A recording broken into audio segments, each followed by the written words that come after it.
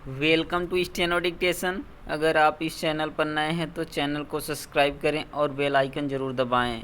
Dictation 5 second बाद शुरू होगा।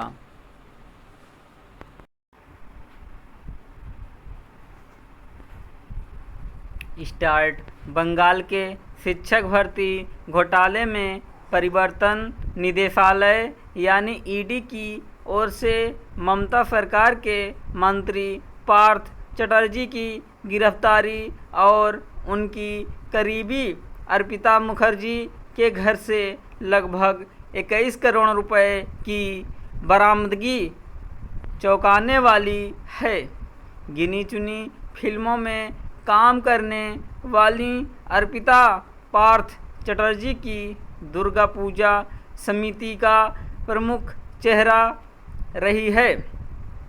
ईडी की माने तो उनके घर से मिला पैसा शिक्षक भर्ती घोटाले के समय की गई उगाही का हो सकता है।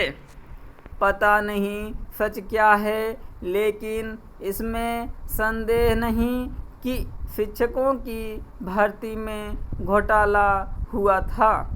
इसकी पुष्टि तभी हो गई थी जब चयनित शिक्षकों की सूची अंतिम समय में बदल देने का चकित करने वाला मामला सामने आया था। कलकत्ता हाई कोर्ट के आदेश पर इस घोटाले की प्रारंभिक जांच ने न केवल यह सिद्ध किया था कि शिक्षकों की भर्ती में अनियमितता बरती गई, बल्कि यह भी कि पश्चिम बंगाल स्कूल सेवा आयोग ओर से राज्य के विद्यालयों में समूह सी और डी के कर्मचारियों की भर्ती में भी मनमानी की गई। इसके बाद हाई कोर्ट ने मामले की जांच सीबीआई को सौंपी।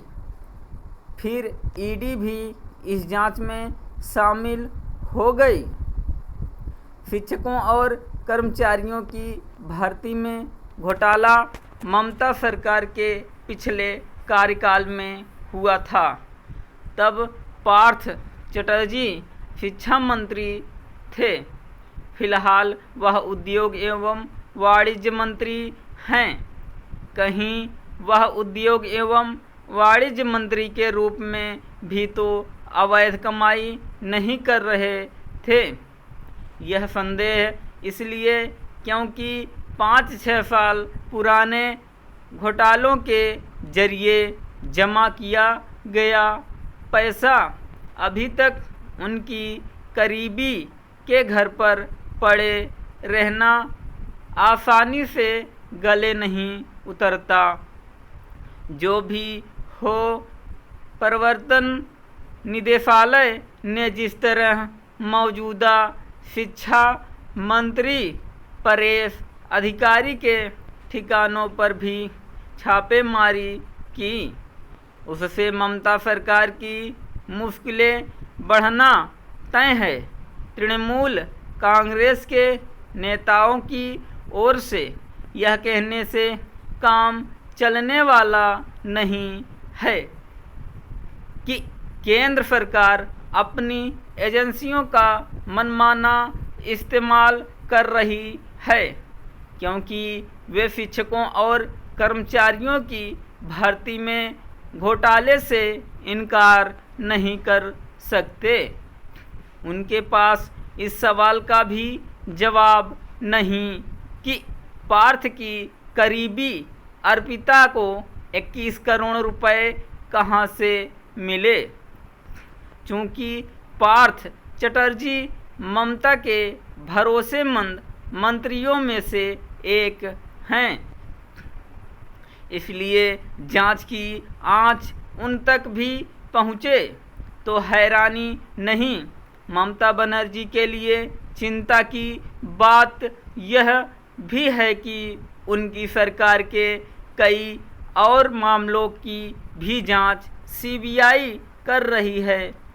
इनमें से एक में तो उनके भतीजे भी जांच एजेंसियों के निशाने पर हैं। एक तथ्य यह भी है कि सीबीआई जिन भी घोटालों की छानबीन कर रही है उनकी जांच के आदेश हाई कोर्ट ने दिए हैं। स्टॉप।